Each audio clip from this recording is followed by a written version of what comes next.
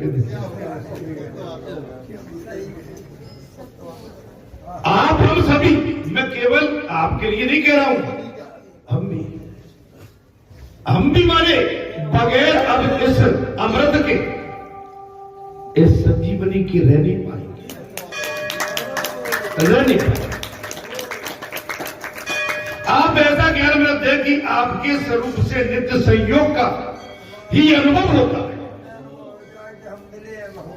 हमें ऐसा वरदान दीजिए, आशीर्वाद दीजिए, हमारे नित्य समय में और नित्य हमारे योग संयोग में आपका मिलन होता है। आपका वियोग ही करुणा का दुख है और आपसे दूर रहना ही बहुत बड़ा, आपसे दूर रहना ही दुख का। ये गोपिकाएं कह रही है, आपके हमारे अंदर की एक गोपी भाव कथा सुनने के बाद इतनी समझदारी आ जाना चाहिए कि भगवान के बगैर हमको चैन नहीं आए। आप संसार में रहिए, अपने संसार की जो आपकी कर्तव्य महाराज उनको निर्वहन कीजिए, लेकिन भगवान पर अपना चित्त रखिए और आपका संयोग चरम सुख है, आपसे मिलन चरम सुख। अच्छा जी बताइए, आपको यहां बैठने के बाद में इस समय संसार सता रहा है? अच्छा आपको कोई पीड़ा है, आपको कोई दुख सता रहा है? गेट से बाहर निकलो, संसार का दुख आपके पीछे रखा। इसका कारण है आपको इस समय ये लग रहा है हम किसी के अधीन हैं, हम किसी की छत्र छाया में, हम किसी के शरणागत में हैं। अब वो सबका मालिक बैठा हुआ है और उसके होते हुए अब संसार का हमें कोई भय नहीं।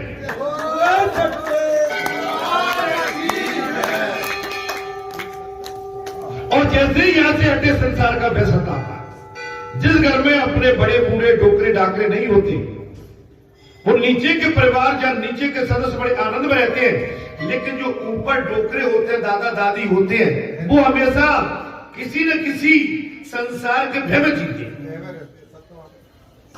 संसार के भय में जीते।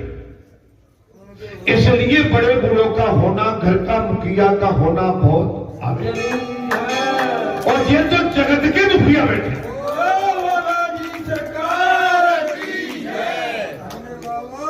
जिस पर जगत के मुखिया का आशीर्वाद हो, तो संसार में उसका कौन क्या बिगाड़ सकता है?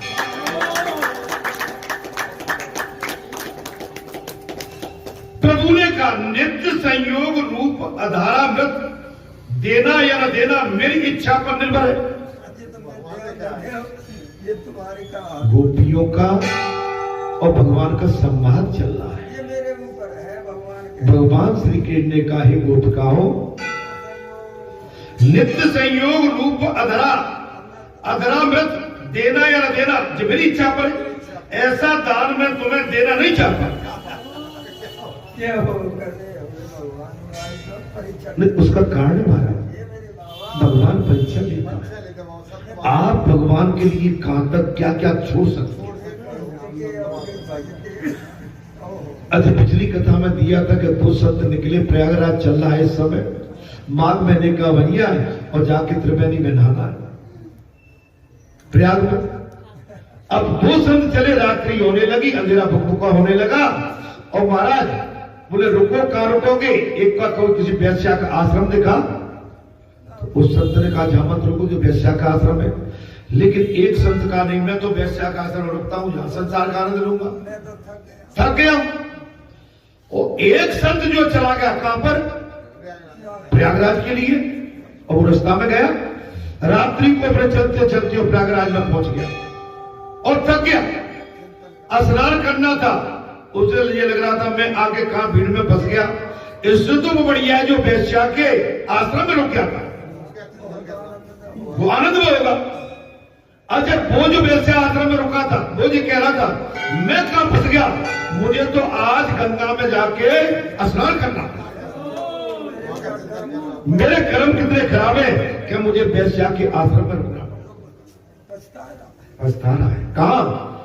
वेश्या के आश्रम में जो रुका वो पछता रहा है कि मैं कहां फंस गया, मुझे तो गंगा तट पर जाके स्नान करने थे, लेकिन गंगा में स्नान करने वाला जो पछता रहा है कि मैं कहां गया, मैं भी वेश्या के आश्रम में रुकता तो मुझे आनंद ले रहा होगा। वो शब्द मैं नहीं कहना चाहता हूं। भगवान ने कल्याण किसका किया? जो वेश्या के आश्रम में रुका था उसका,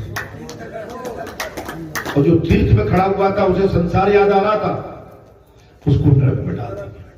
तो मेरा आपसे अनुरोध जी, भगवान की लीला, जहां भगवान ने इसलिए कहा, प्रभु ने कहा नित्य संयोग रूप आधारा नत देना या न देना मेरा काम, मैं कब दूंगा, किसको दूंगा और कहां दूंगा, ये मुझे मत छोड़ो। ऐसा दान मैं तुम्हें देना नहीं चाहता, तुम्हें अधरामृत न दूंगा। भगवान ने कह दिया तुम्हें अधरामृत नहीं दो। सखिया अधिक अकड़ कर मत दिखाइए।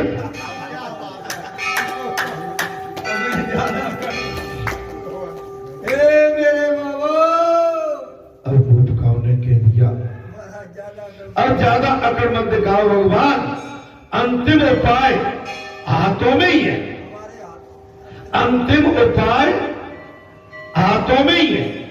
हम आपको अपने लिए नहीं किंतु आपकी कीर्ति और कलंकित न हो जाए इसलिए बना रहे हैं।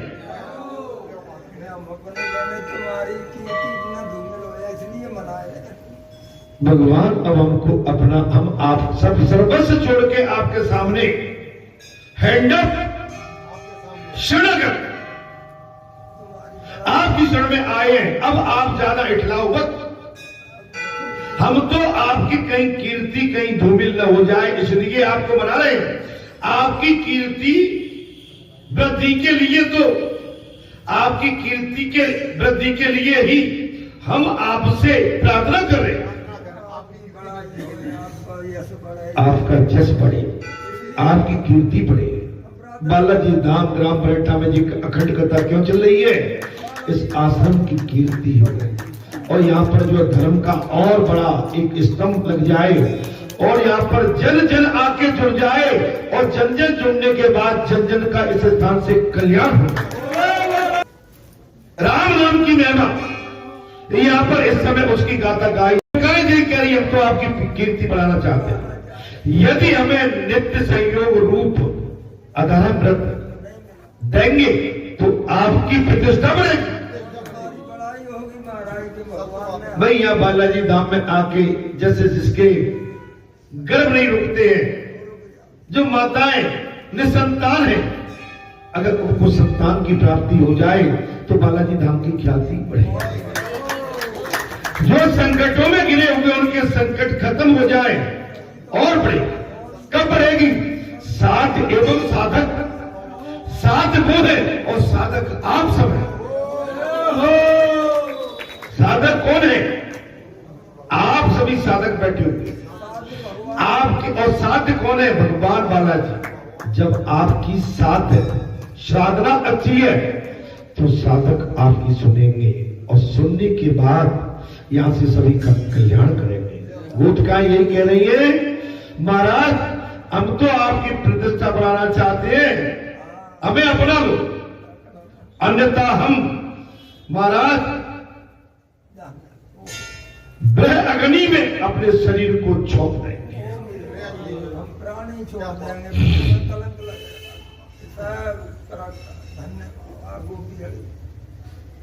अड़ गए सच्चा में।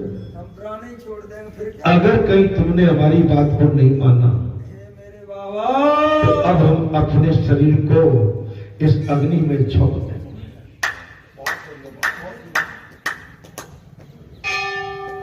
आप ध्यान करिए, 7-8 महीने पहले तुम्हारे बाबा ने मुझे यही कहा था, अगर मेरी बात सत्य नहीं है और नहीं मानोगे तो मैं समाधि ले जाऊंगा।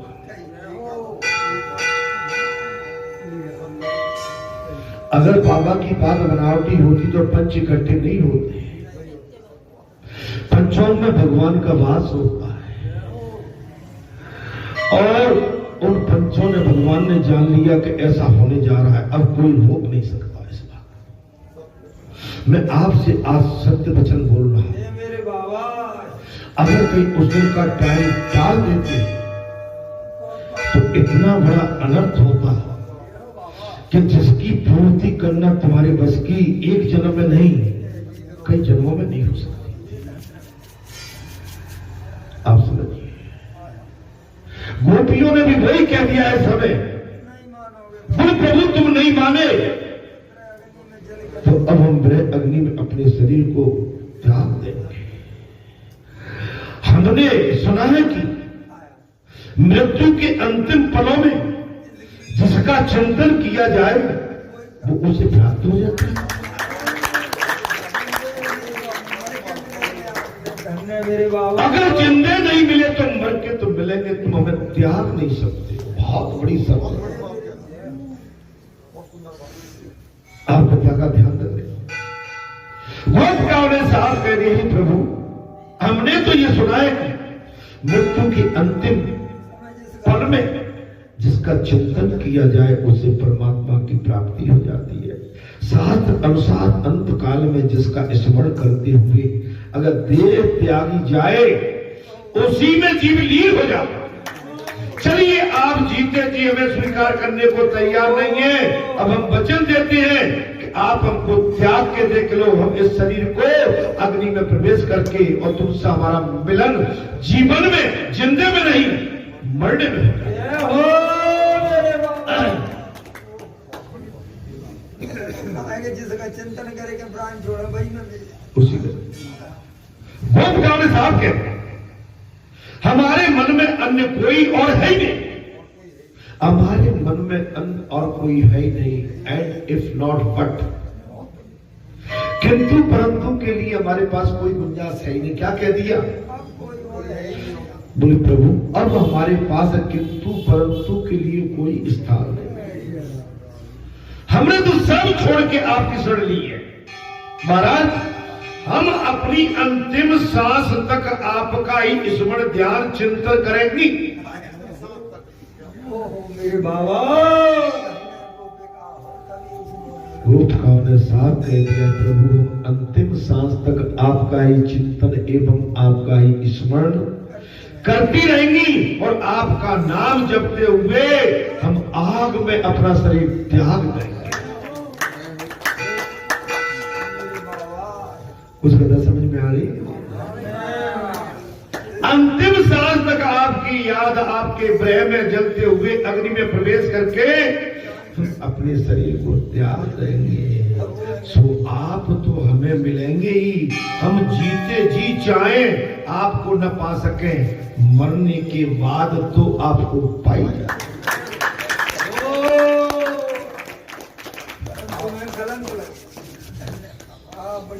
किंतु लोग तुम्हें क्या कहेंगे? बहुत बड़ी बात है, एक बात बताते हैं। प्रेम की सीमा अनलिमिटेड होती है। प्रेम होता है माने पवित्र, संसारी प्रेम नहीं, संसारी प्रेम नहीं, माने अलौकिक प्रेम जो परमात्मा के प्रति हो जाए, वेद शास्त्र के प्रति हो जाए, धर्म के प्रति हो जाए महाराज, इसकी अनलिमिटेड है, इसकी कोई तोल मोल नहीं है, इसका कोई तोल मोल नहीं है महाराज। ये कहेंगे कि ये कृष्ण कितना निठुर था, आपका अपजस फैल जाएगा। हमने अगर अपने प्राण त्याग दिए तो हे कृष्ण, लोग तुमसे निष्ठुर कह के, गोपियों ने ब्रह्म अग्नि में जलते हुए प्राण त्याग दिए, फिर भी उन्होंने कृपा नहीं की।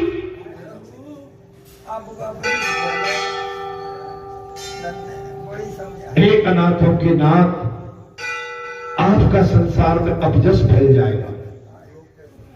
लोग आप हमको नहीं आपको कहेंगे कि गोपियों ने भगवान श्री कृष्ण के प्रेम में अपने शरीर को अग्नि में त्याग दिया। गोपियों का प्रेम तो हार्दिक था, किंतु कृष्ण केवल कृष्ण पाषाण हृदयी माने कठोर हृदय, पथरा के हृदय हो गए। पथरा के हृदय बन गए। उनका तो बहुत प्रेम दया से कहेंगे, ऐसे लोग कहेंगे। आप पत्थर एक बात बताते हैं ना कि बहुत माने इतनी बड़ी चीज कोई व्याख्या नहीं कर सकता। व्याख्या करना असंभव। हे मेरे बाबा, गोपियों का भगवान श्री कृष्ण का जो सम्मान हुआ है और गोपिकाएं भगवान के प्रेम में जो जलती रहती थी, ऐसा आज तक कोई संसार में किसी की व्याख्या हमारे सामने नहीं आई है। किसी की नहीं। किसी की नहीं है, किसी की नहीं है। नाथ, प्राण त्याग करने में हमें कोई आपत्ति भी नहीं है। अगर हमें याद है, हे नाथ, प्राण त्याग करने में आज मुझे जी बोधोदस्त उधर का ध्यान आ रहा है, जो संकल्प लिया था सत्य था। उस समय मेरी स्थिति ये थी, न मुझे घर का संताप, न घर का दुख था, न मैं किसी से नहीं मिला, न कुछ था। मत मेरे मन में नहीं, 24 घंटे का मेरा टाइम है। अगर ऐसा नहीं हुआ तो निश्चित हम समाधि ले जाएंगे। ओ हे मेरे व्रत करना, अगर सच्चे मन से व्रत आपका है तो भगवान आके खड़े हो जाते। देखिए नाथ, प्राण त्याग करने में हमें कोई आपत्ति नहीं है, किंतु हम चाहती है कि आपकी अपकीर्ति न हो। इसलिए हम ना छोड़ रहे, नहीं तो हम हाल छोड़ देंगे। मैं एक चीज कहता हूं, पतिव्रता नारी से, किसी सच्चे भगत से, संत से, महात्मा से, वेद से, पुराण से, ब्राह्मण से, गौ से, पृथ्वी माता से, सूर्य से, अग्नि से, चंद्र से, पवन से, अन्न से, दूध से, दही से, मक्खन से, आप उससे सौदा गुहार मत करो। उसकी भावना से मत खेलो। जी कभी किसी के लिए अनिष्ट नहीं चाहते। संत हमेशा मन परहेज करते हैं। अपना संत वो होते हैं, खुद दुख सहते रहते हैं, लेकिन सामने वाले को दुखी नहीं देते। वो संत है।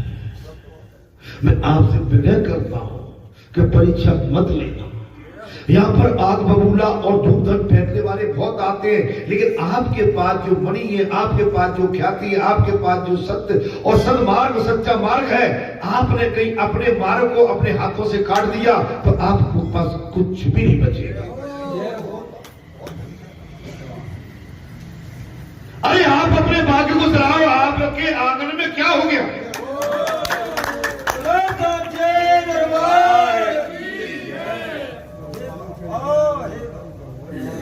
आपके आनंद में हो क्या?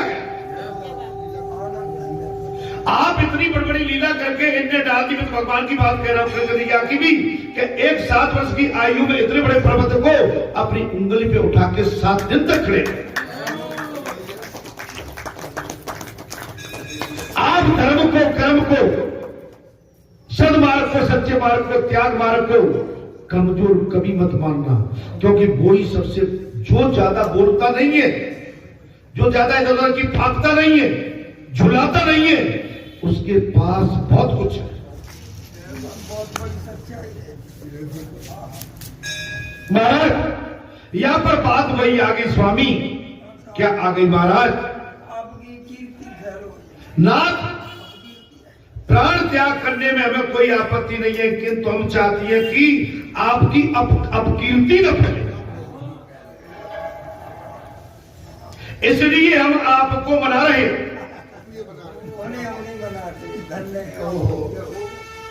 गोपिकाओं ने कह दिया है, अनाथों के नाथ, आपकी इस संसार में अपकीर्ति न फैले, इसलिए हम आपको मना रहे हैं। प्रभु, आप तो सर्वज्ञ सर्वव्यापी, अतः आपसे मिलन तो हमारा होना ही। आप मिल चुके हैं, लेकिन मिलने में अंतर है। मिलने को तो रावण राम जी से भी मिला था, दुर्योधन भगवान कृष्ण से भी मिला था, लेकिन मन से नहीं मिले थे। और जिसके मन का मिलन होता है वो पवित्र होता है, वो परम आनंद। हमने प्रातः काल की कथा में ये भी कहा था कि आप अपने संसारी श्रृंगार से नहीं, आप अपने सात्विक श्रृंगार से, सात्विक धर्मपरायण श्रृंगार से, त्याग वैराग के श्रृंगार से आप सकेंगे। हम हमारे मन में कपट चले, कुछ भी आभूषण लाद ले, सुधर देंगे। आपके हाथ पैर ऐचकताने बेचकताने हो ही जाए, आपकी वाणी ऐचकतानी बेचकतानी हो ही जाएगी, आपकी दृष्टि ऐचकतानी बेचकतानी हो जाएगी, आपका मन ऐचकदाना बेचकदाना हो जाएगा। हाँ, अरे जब पवित्रता नहीं है वहां पर कुछ भी नहीं।